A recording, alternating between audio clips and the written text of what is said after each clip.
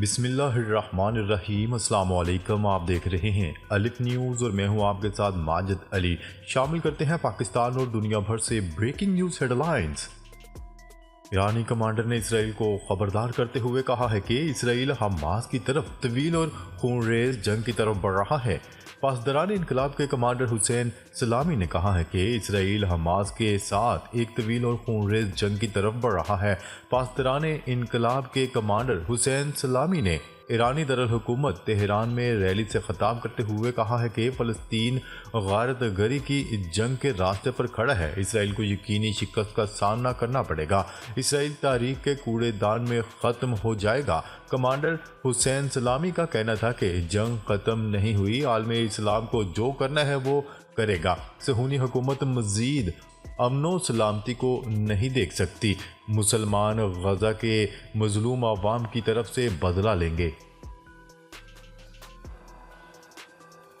خبر کے اگلے حصے میں بات کرتے ہیں اقوام متحدہ کے اسکول پر اسرائیلی بمباری۔ اسرائیلی فوج نے جبالیہ کیمپ میں اقوام متحدہ کے اسکول پر بم برسا دیے، جس میں 200 فلسطینی شہید اور زخمی ہو گئے۔ عرب میڈیا کا کہنا ہے کہ اقوام متحدہ کے اسکول میں ہزاروں بے گھر فلسطینیوں نے پناہ لے رکھی تھی۔ اسرائیلی فوج کے غزہ میں حملے جاری ہیں۔ تازہ فضائی حملہ جبالیہ کیمپ میں اقوام متحدہ کے اسکول پر کیا گیا۔ قطر کی جانب سے جبالیہ کیمپ میں اقوام متحدہ کے اسکول پر بمباری کی مذمت کی گئی ہے۔ قطری وزارت خارجہ کا کہنا تھا کہ اسکولوں ہسپتالوں پر اسرائیلی حملوں کی فوری عالمی تحقیقات ہونی چاہیے۔ دوسری جانب اسرائیلی فوج کی جانب سے وسطی غزہ کے پناہ گزین کیمپ میں ایک گھر پر بھی حملہ کیا گیا، جس میں 4 افراد شہید ہو گئے۔ خان یونس میں عمارت پر اسرائیلی حملے میں بچوں سمیت 26 فلسطینی شہید ہو گئے۔ اسرائیلی بمباری اور حملوں میں شہداء کی مجموعی تعداد 12,000 سے تجاوز کر چکی ہے۔ اسرائیل نے جنوبی علاقے سمیت پورے غزہ میں حماس کو نشانہ بنانے کا اعلان کرتے ہوئے کہا ہے کہ جنوب میں حماس کے ٹھکانوں کو نشانہ بنانے کے لیے درست وقت کا انتظار ہے۔ اسرائیل نے مغربی کنارے پر بھی حملوں میں اضافہ کر دیا۔ نابلس میں عمارت پر حملے میں 5 افراد شہید اور 2 زخمی ہو گئے۔ خبر کے اگلے حصے میں بات کرتے ہیں اسرائیل اور حماس 5 روزہ جنگ بندی پر تیار، 50 یرغمالیوں کی رہائی کا امکان۔ امریکی اخبار واشنگٹن پوسٹ نے دعویٰ کیا ہے کہ اسرائیل اور حماس غزہ میں 5 روز کے لیے جنگ بندی پر رضامند ہو گئے ہیں۔ رپورٹ میں دعویٰ کیا گیا ہے کہ اسرائیل اور حماس امریکی حمایت یافتہ جنگ بندی کی ڈیل پر رضامند ہو گئے ہیں۔ فریقین نے یرغمالیوں کی رہائی کے بدلے غزہ میں لڑائی میں 5 دن کے وقفے پر اتفاق کیا ہے۔ امریکی اخبار کے دعوے کے مطابق 24 گھنٹے میں 50 کے قریب یرغمالیوں کی رہائی کا امکان ہے، اور فریقین کے درمیان طے پانے والا معاہدہ 6 صفحات پر مشتمل ہے، جس معاہدے میں کلیدی کردار قطر نے ادا کیا ہے۔ فلسطینی صدر محمود عباس نے امریکی صدر جو بائیڈن سے جنگ بندی کے لیے اسرائیل پر زور دینے کا مطالبہ کرتے ہوئے کہا ہے کہ تاریخ ان جرائم پر کسی کو معاف نہیں کرے گی۔ اسرائیل کی جانب سے نسل کشی اپنا دفاع نہیں کہلائی جا سکتی۔ خبر کے اگلے حصے میں بات کرتے ہیں ترک صدر کا جنگ بندی کے بعد غزہ میں ہسپتالوں اور تباہ شدہ انفراسٹرکچر کی تعمیر نو کا عندیہ۔ عالمی میڈیا کی رپورٹ کے مطابق ترک صدر رجب طیب ایردوان نے کہا ہے کہ اگر جنگ بندی ہوتی ہے تو ان کا ملک غزہ میں ہسپتالوں، اسکولوں اور دیگر تباہ شدہ انفراسٹرکچر کی تعمیر نو کے لیے کوششیں کرے گا۔ انہوں نے برلن کے دورے سے واپسی پر اپنے طیارے میں صحافیوں کو بتایا، اسرائیل کی طرف سے تباہی کی تلافی کے لیے جو بھی ضروری ہوگا کریں گے۔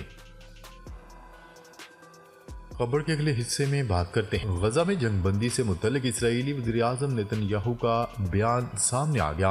اسرائیلی وزیر اعظم نیتن یاہو کا کہنا ہے کہ قیدیوں کی جلد رہائی سے متعلق فلسطینی مزاحمتی تنظیم حماس سے کوئی ڈیل نہیں کی گئی۔ غیر ملکی میڈیا کی رپورٹ کے مطابق اسرائیلی وزیر اعظم نیتن یاہو کا کہنا تھا کہ یرغمالیوں کی رہائی کے بارے میں بہت ساری غلط اطلاعات ہیں۔ عرب میڈیا کے مطابق اسرائیلی وزیر اعظم کے اس بیان کے کچھ گھنٹے بعد امریکی میڈیا نے معاہدہ طے پانے کی رپورٹ دی تھی، جس میں کہا گیا تھا کہ اسرائیل اور حماس امریکی ڈیل پر رضامند ہو چکے ہیں۔ امریکی میڈیا کا کہنا تھا کہ فریقین نے جنگ میں وقفے اور یرغمالیوں کی رہائی پر اتفاق کیا ہے۔ واشنگٹن پوسٹ کی اس رپورٹ میں کہا گیا تھا کہ فریقین نے یرغمالیوں کی رہائی کے بدلے غزہ میں لڑائی میں 5 دن کے وقفے پر اتفاق کیا ہے۔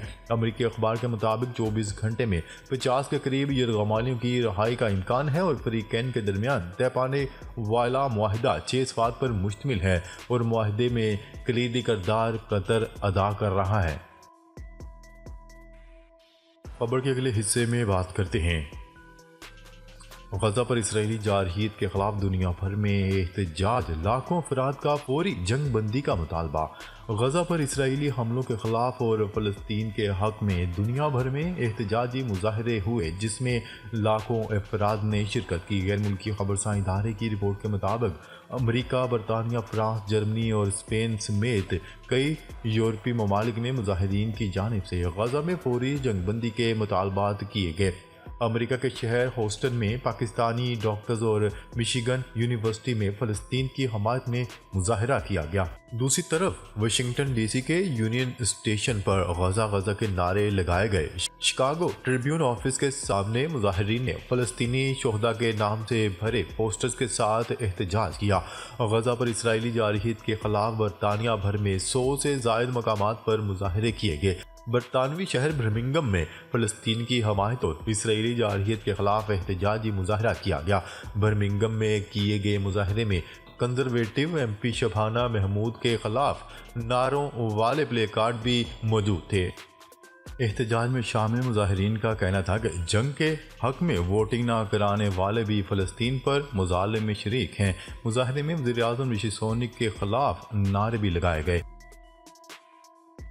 خبر کے اگلے حصے میں بات کرتے ہیں اسرائیلی جارحیت کے خلاف حزب اللہ کی بھرپور جوابی کارروائیاں۔ اسرائیلی جارحیت کے خلاف حزب اللہ کی بھرپور جوابی کارروائیاں جاری ہیں۔ المنار میں اسرائیلی فوج پر حملے کی ویڈیو جاری کر دی گئی۔ لبنانی میڈیا کے مطابق حزب اللہ نے لبنان اسرائیل سرحد پر المنار کی بستی میں موجود اسرائیلی فوج کو نشانہ بنایا۔ غیر ملکی میڈیا کی رپورٹ کے مطابق اسرائیلی فوج نے حماس سے لڑائی میں مارے گئے 6 فوجیوں کی تصاویر بھی جاری کر دیں۔